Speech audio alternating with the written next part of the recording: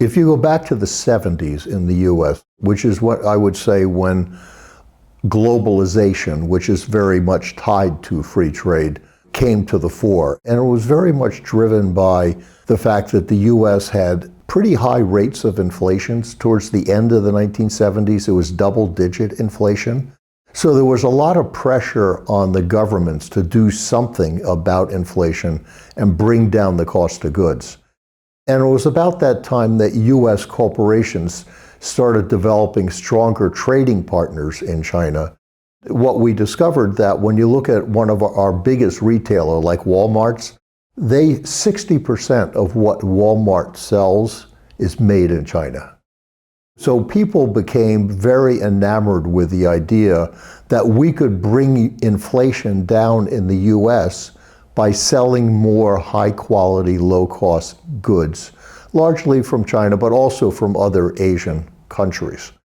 The problem is that when we got to the Trump era, which is when a lot of things started to unravel, a lot of the Trump supporters are blue-collar workers. For them, the negative side of free trade and globalization is a lot of jobs were moved offshore. And so you had blue-collar workers basically saying, we're losing our jobs, and American companies are paying money basically to foreigners to produce goods for us and taking our jobs away from us. And that's when you had Trump basically decide he needed to deflect attention away from COVID, where he basically underestimated the power of it completely, and we had over 1 million deaths early on. So Trump launched sanctions as a way to, quote, punish China.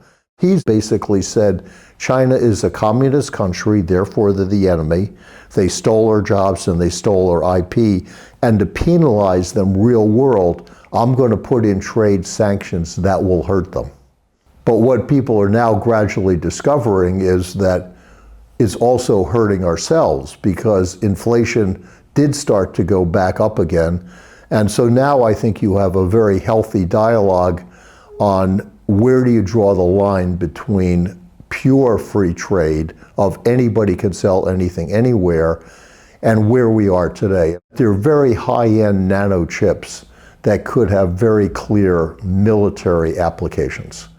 But if you look at the sanctions that are applied to chips today, it's a much broader group than it is just the high-end chips. So my hope is that free trade will get more momentum going forward.